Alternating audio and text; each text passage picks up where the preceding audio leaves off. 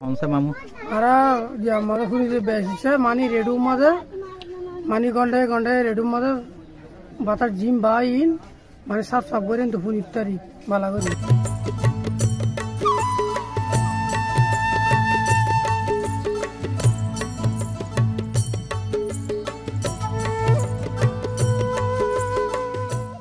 আছে খবর বাইরে আমরা রেডিওর মাধ্যমে খবর শুনি আর বাদ যাইরে আমরা সিএসির মাধ্যমে আর ভলেন্টিয়ার আছে দিনে আর কি করে তো হিন আর সতর্ক করে দিয়ে আমরা নিজে একখান সতর্ক করে থাকি বইয়ের বাতাসিলে কে আর তো কেমন বেশি ডর মামলা ঘুরা বা বাঁশর কল বঙ্গুরি হাতে লই যাবে উড়াই তাহলে এই হিসাবে আমরা তো অনুমিশি সবসময় সতর্ক থাকি কি রেডিওর খবর শুনি মোবাইলের মাধ্যমে খবর শুনি সিঙ্গল যখন পরে তাহলে 1 নম্বর হলে নয় 2 নম্বর হলে 3 নম্বর 4 নম্বর দিলে পতাকা তুলে এক হচ্ছে 3 নম্বর হলে একটা পতাকা উড়ি তো ফার্স্ট পার হয়ে গেল 2 নদী 6-7 হইলে তারপর 3 নদী আরা বেতারর এই খবর বার্তি সিঙ্গেলর বেতারর খবর বার্তি আরা ফুনি ভারি যদি ফুনি ফেললে আরা সাগরত ন যায় ফ্লাগ তোলা সতর্ক সঙ্গে জানার পরে ফ্লাগ তোলা এরপর মানে আস্তে আস্তে দাফা বাড়িলে মানুষ একটু সচেতন মুহূর্তে কিছু যায় আর কিছু না যায় আর গুণ মানে ভয়াবহ এর জীবন যাপন করার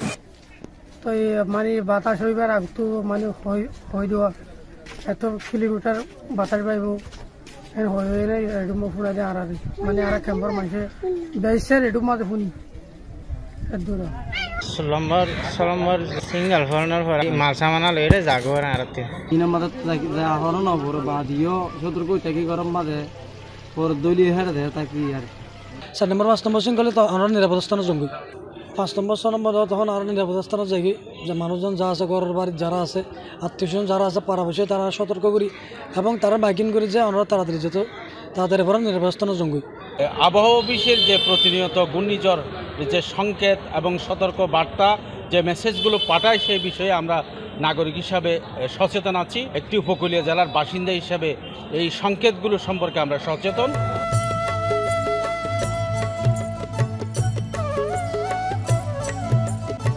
বাংলাদেশের সকল মানুষকেই বিশেষ করে উপকূলীয় অঞ্চলের মানুষদের জন্য আবহাওয়ার যে সতর্কবার্তাগুলো আছে সেগুলো খুবই জানা জরুরি। তাদের আসলে প্রস্তুতি কতটুকু, তাদের ঘর বাড়ির কি অবস্থায় আছে।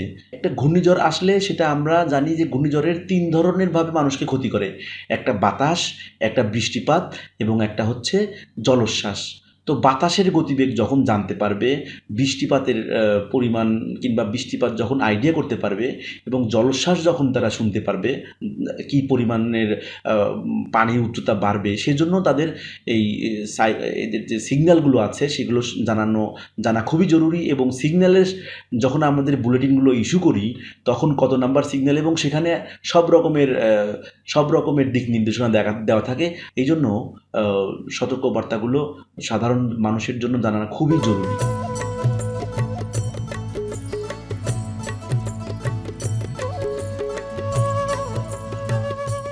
বাংলাদেশ আবহাওয়া দপ্তরের যে সিগন্যালগুলো আছে সেগুলো 1 থেকে 11। প্রত্যেক সিগন্যালের আলাদা আলাদা বৈশিষ্ট্য আছে। যেমন সিগন্যাল নাম্বার 1 এবং 2 হচ্ছে দূরবর্তী সতর্ক সংকেত এবং হুঁশিয়ারি সংকেত। এখানে আসলে বোঝায় যে গভীর সমুদ্রে সেখানে একটি 1 নাম্বার হলে ঘূর্ণিঝড় তৈরি হওয়ার উপযুক্ত পরিবেশ তৈরি হচ্ছে, আর 2 নাম্বার হলে যে ঘূর্ণিঝড় দূরবর্তী সমুদ্রে ঘূর্ণিঝড় তৈরি হয়েছে। সুতরাং তখন যারা মাছ ধরা ট্রলার নৌকা যারা থাকবে তারা আসলে উপকূলের কাছাকাছি থাকবে এবং বেশি দূরে যাবে না, সেখানে কিন্তু তারা ঝড়ের কবলিত হতে পারে। একই সাথে 3 নাম্বার এবং 4 নাম্বার, 3 নাম্বার হচ্ছে স্থানীয় সতর্ক সংকেত, 4 নাম্বার হচ্ছে স্থানীয় হুঁশিয়ারি সংকেত। 3 নাম্বারের ক্ষেত্রে সেখানে আছে যে ঘূর্ণিঝড় খুবই উপকূলের সন্নিকটে আছে এবং এখানে তৈরি হতে পারে।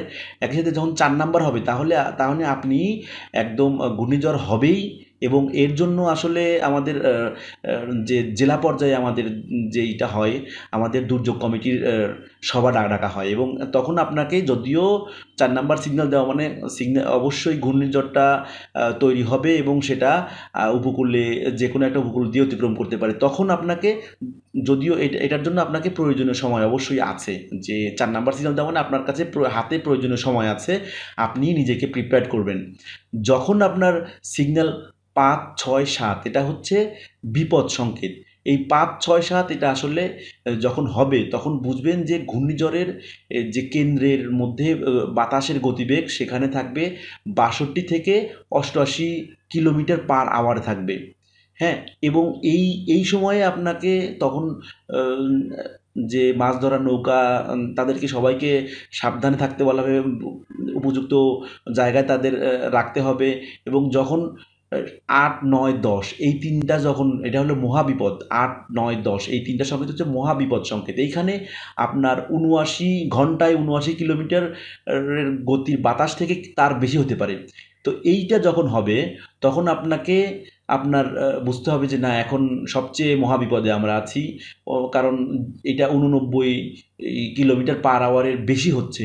তখন সমস্ত নৌযান জাহাজ যারা আছে সেগুলোকে নির্দিষ্ট জায়গায়, যে আবার তখন তো জলোচ্ছ্বাস থাকবে, যদি তারা উপকূলের খুব কাছাকাছি থাকে সেক্ষেত্রে হয়তো জলোচ্ছ্বাসের সময় তাদের ভাসাইয়া একদম ডাঙার দিকে নিয়ে আসতে পারে। আবার জলোচ্ছ্বাসে চলে গেলে তারা কিন্তু দেখা যাবে যে একদম ডাঙাতে আটকে গেছে। সুতরাং এইটা তাদের এনশিওর করতে হবে যে নিরাপদ জায়গায় তাদের এই জাহাজগুলো নোঙর করতে। এবং এই সময়ে বাতাসের গতি যেহেতু বেশি থাকে এবং এই সংকেতগুলো 8, 9, 10 এটার জন্য আমাদের সর্বোচ্চ প্রস্তুতি নিতে হবে। তারপরে একটা সিগন্যাল আছে, এটা সিগন্যাল নাম্বার 11। এটা আসলে যখন যোগাযোগ বিচ্ছিন্ন হয়ে যায়, যে কেন্দ্রের সাথে আমাদের লোকাল আবহাওয়া অফিস যোগাযোগ করতে পারছে না, যে বাতাসের পরিমাণ এতই বেশি কিংবা যে কোনোভাবে আমাদের যোগাযোগ বিচ্ছিন্ন হয়ে গেছে, তখন আসলে লোকাল আবহাওয়া অফিসার, যেমন আমি লোকাল আবহাওয়া অফিসার, আমাকে আসলে যেহেতু অতি গোলযোগের কারণে সমস্ত কিছু বিচ্ছিন্ন হয়ে গেছে, আমরা নেটওয়ার্কের বাইরে চলে গেছি, তখন আমাকে 11 নম্বর সিগন্যাল ঘোষণা করতে হবে। যদি আমাদের 11টা সিগন্যাল যেটা আছে এটার ব্যাখ্যা বলি। আর একটা সিগন্যাল নাম্বার আছে, যেমন সিগন্যাল নাম্বার 3, এটা হচ্ছে একটা বিশেষ, এটা ঘূর্ণিঝড়ের সময়ে হয়। এছাড়াও তারতম্যের আধিক্য, বায়ুচাপের তারতম্যের আধিক্য কিংবা কোনো সময় কনভেকশন যদি হয়, মানে সঞ্চালনশীল মেঘমালা যদি তৈরি হয় কিংবা মৌসুমী বায়ু সক্রিয় থাকে, তখনও আসলে উপকূলে ঝড় বয়ে যেতে পারে, যেটা কিনা 50 কিলোমিটার পার আওয়ার এরকম এক গতিসম্পন্ন ঝড় বইতে পারে। তখন আমরা 3 নম্বর সিগন্যাল দিয়ে থাকি।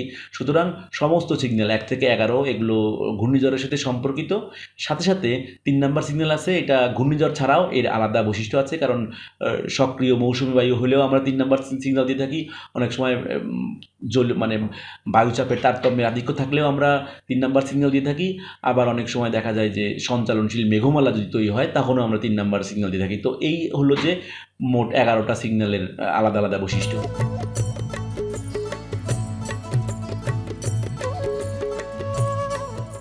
উপকূলবাসীর জন্য এই সিগন্যাল নাম্বার আপনি কখন বুঝবেন যে আপনাকে নির্দিষ্ট আশ্রয়স্থলে যেতে হবে? যখন সিগন্যাল নাম্বার 4 হবে কিংবা 4-এর বেশি হবে, তখন আপনাকে মাইকিং করা হবে, পৌরসভার মাধ্যমে মাইকিং করা হবে, দুর্যোগ জেলা প্রশাসনের মাধ্যমে মাইকিং করা হবে। তখন আপনি যখন 4 নাম্বার সিগন্যালের বেশি হবে, 5, 6, 7 কিংবা 8, 9, 10 কিংবা 4 নাম্বার সিগন্যাল হলেও, তখন আপনাকে আপনার নিকটতম যে আশ্রয় কেন্দ্র আছে সেখানে আপনাকে যেতে হবে। আপনার জন্য যে প্রয়োজনীয় জিনিসপত্র যেগুলো আছে সেগুলো আপনি নিয়ে যেতে পারেন।